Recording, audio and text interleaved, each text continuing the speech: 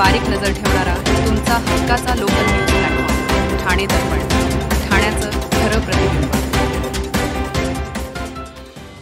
ठाणे महानगरपालिकेवर सोमवार 13 ऑक्टोबर रोजी सायंकाळी धडक मोर्चा काढण्याचा निर्णय ठाकरे गट आणि मनसेने घेतला आहे। ठाणे महापालिकेत भ्रष्टाचार सुरू असून शहरात वाहतूक कोंडी, पाणी प्रश्न निर्माण झाल्याचा ठाकरे गटाचे नेते राजन विचारे आणि मनसेचे नेते अविनाश जाधव यांनी केला आहे। शिंदे गटाचे सर्वाधिक माजी नगरसेवक आहेत, त्यातच हा मोर्चा काढला जाणार असल्याने ठाण्यात उपमुख्यमंत्री एकनाथ शिंदे यांना हे आव्हान असल्याची चर्चा रंगू लागले। या मोर्चात जनतेने सहभागी व्हावे असे आवाहन ठाकरे गटाचे नेते राजन विचारे आणि मनसेचे नेते अविनाश जाधव यांनी केले। ठाण्यात ठाकरे गट आणि मनसेने एकत्रित पत्रकार परिषद घेतली।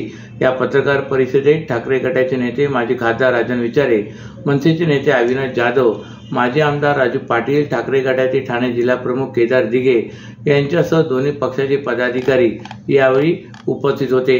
ठाकरेच्या शिवसेनेचे नेते राजन विचारे आणि मनसेचे नेते अविनाश जाधव यांनी आज संयुक्त पत्रकार परिषद घेत हा मोर्चा ठाण्यातील राम गणेश गडकरी रंगायतन येथून सुरू होणार असून तो ठाणे महापालिका मुख्यालयावर धडकणार आहे। शहरातील नागरिक समस्या, ठाणे महापालिकेत सुरू असलेला भ्रष्टाचार, वाढती गुन्हेगारी, वाहतूक कोंडी, पाणी प्रश्नांमुळे हा मोर्चा काढला जाणार असल्याचे विचारे आणि जाधव यांनी सांगितले। हा मोर्चा ठाकरे बंधूंनी काढला असला तरी महाविकास आघाडीतील राष्ट्रवादी काँग्रेस, शरदचंद्र पवार गट आणि काँग्रेसचे नेते पदाधिकारीही या मोर्चात सहभागी होणार असल्याचा दावा अविनाश जाधव यांनी केलाय।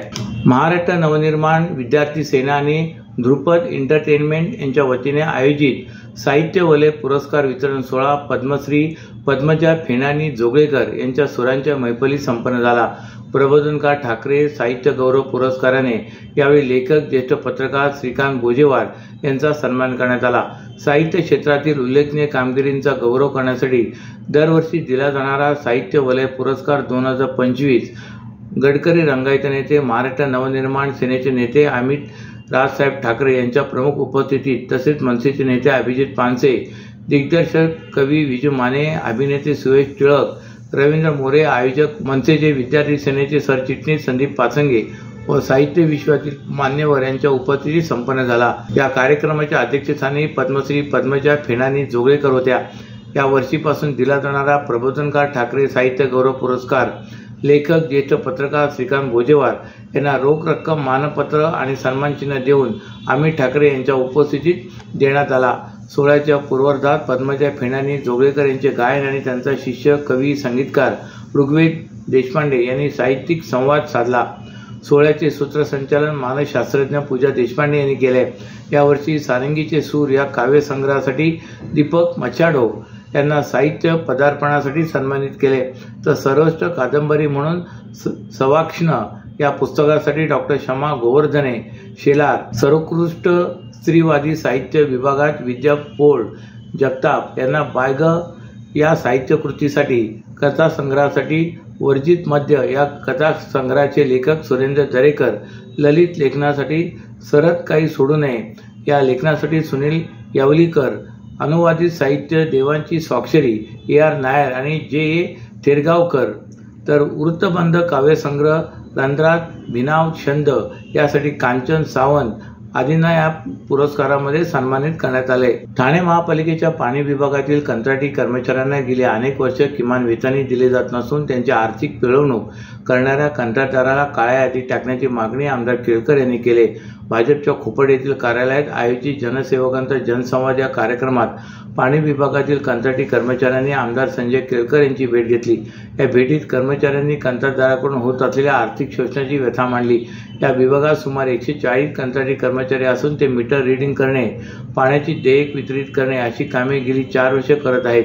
मात्र महापालिकेने दिलेल्या कार्यादेशानुसार आणि करारानुसार कर्मचाऱ्यांना किमान वेतन 32,000 रुपये देणे बंधनकारक आहे। मात्र कंत्राटदार कर्मचाऱ्यांना दरमहा अवघे 12,000 रुपये वेतन देत असून कर्मचाऱ्यांची उर्वरित रक्कम हडप केली जात आहे। या विभागातील कंत्राटी अभियंत्याला 40,000 रुपये वेतन देणे बंधनकारक असून त्यांना अवघे 15,000 ते 17,000 रुपये वेतन दिले जाते। दरमहा लाखो रुपये हडप होत असतानाही हे कर्मचारी दबावाखाली निमूटपणे काम करत आहेत। याबाबत बोलताना केळकर म्हणाले की कंत्राटदार आणि कामगारांना किमान वेतनापासून वंचित ठेवत असून हे आर्थिक शोषण आहे। या कंत्राटदाराला आधी काळ्या यादी टाकण्यात यावे, या कर्मचाऱ्यांना किमान वेतन देण्यात यावे, कर्मचाऱ्यांचे हडपलेले वेतन वसूल होईपर्यंत मी पाठपुरावा करणार आहे व अधिकारी आणि कंत्राटदारांच्या संगनमताने ही लूट गेली 4 वर्ष सुरू आहे. अशा कंत्राटदारावर गुन्हे दाखल करून त्यांना तुरुंगात खडी फोडायला पाठवायला हवे, असेही केळकर म्हणाले. सर्व नागरिकांना आवाहन करण्यात येत आहे की सध्या डासांमार्फत पसरणाऱ्या डेंग्यू या आजाराचा प्रसार रोखण्यासाठी प्रत्येकाने पुढील प्रमाणे कार्यवाही करावी. डेंग्यू आजार एडिस इजिप्ती हा डास चावल्याने होतो. या डासांची पैदास साचलेल्या किंवा साचवलेल्या स्वच्छ पाण्यामध्ये होते. 8 दिवसांपेक्षा जास्त दिवस पाणी उघडे व साचून राहिल्यास त्यात डास अंडी घालतात. अंड्यांच्या अळ्या तयार होऊन पुढे डास तयार होतात. यासाठी आपल्या घरातील पाणी साठे, उदाहरणार्थ बॅरल्स, पिंपे, टाक्या, हौद, रांजणे इत्यादी दर आठवड्याला रिकामे करून घासून पुसून कोरडे करून पुन्हा भरावे. 1 दिवस कोरडा दिवस म्हणून पाळावा. पाणी साठ्यांना घट्ट झाकणे बसवावीत किंवा जुनी साडी, चादर, धोतर यांनी बांधून झाकून ठेवावीत, म्हणजे डास त्यात जाऊन अंडी घालणार नाहीत. घराच्या गच्चीवर, आजूबाजूला, अंगणात कोठेही पाणी साचू देऊ नये. भंगार सामान उघड्यावर टाकू नये, उदाहरणार्थ टायर्स, प्लास्टिक सामान, कुंड्या, टाकाऊ वस्तू इत्यादी. अशा सामानात पावसाचे पाणी साठून त्यात डेंग्यूच्या डासांची पैदास होते.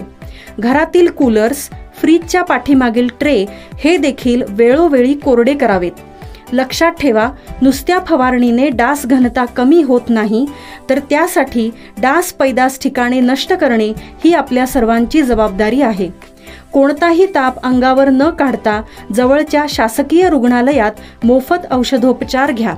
अशा प्रकारे नागरिकांनी सहकार्य केल्यास डेंग्यूचा प्रसार रोखणे सहज शक्य आहे. एका प्रकल्पाच्या कामावरून ठाणे महापालिकेचे उद्यान विभागाचे अधिकारी केदार पाटील आणि रमेश आंबरे यांच्यात वाद झाले होते. हा वाद आता टोकाला पोचला असून रमेश आंबरे आपल्या काही कार्यकर्त्यांना घेऊन केदार पाटील यांच्या घरी गेले होते.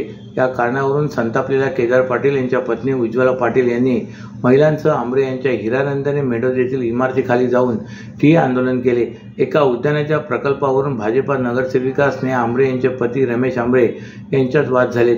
त्यांचा हा वाद विकोप्याला पोचला असून रमेश आंबरे हे त्यांच्या काही कार्यकर्त्यांना घेऊन केदार पाटील यांच्या घरी गेले होते, परंतु हे सर्वजण जबरदस्तीने घरात शिरण्याचा प्रयत्न करत असल्याचा आरोप केदार पाटील यांच्या पत्नी उज्ज्वला पाटील यांनी केला आहे. या निषेधार्थ उज्ज्वला पाटील यांनी रमेश आंबरे राहत असलेल्या हिरानंदानी मेढोद येथील इमारतीच्या खाली महिलांना घेऊन ठिय्या आंदोलन केले. यावेळी त्यांनी रमेश आंबरे यांच्यावर टीका केली.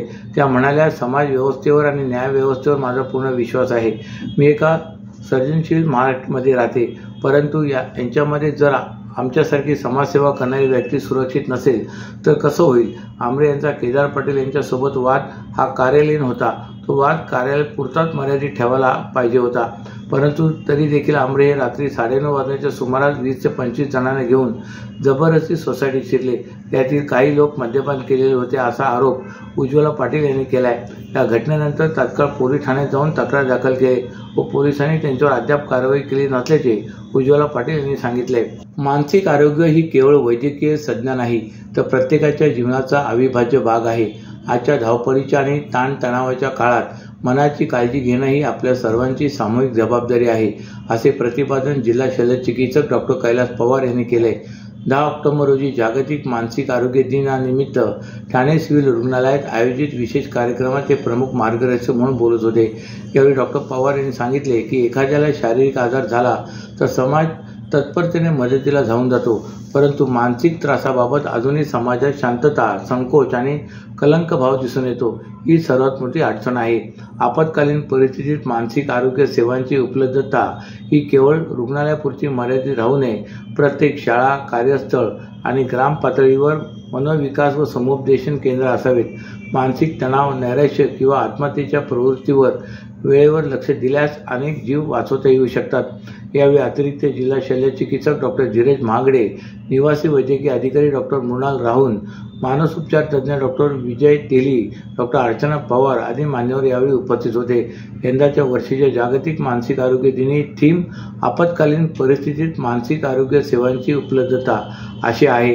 या अनुषंगाने ठाणे जिल्हा आरोग्य विभागाने 1 महिनाभर चालणाऱ्या जनजागृती उपक्रमाचा आज प्रारंभ केलाय। या कालावधीत जिल्ह्यातील विविध शासकीय रुग्णालये, शाळा, महाविद्यालये, पोलीस स्टेशन, अग्निशमन दल आणि NDRF पथकांमध्ये मानसिक आरोग्य विषयक सत्रे, कार्यशाळा, ताणतणाव व्यवस्थापन वर्ग तसेच निबंध स्पर्धा आणि जनजागृती रॅलीचे आयोजन करण्यात येणार आहे। अशाच नव्या आणि ताज्या बातम्यांसाठी ठाणे दर्पणच्या पेजला लाईक करा आणि फॉलो करायला विसरू नका।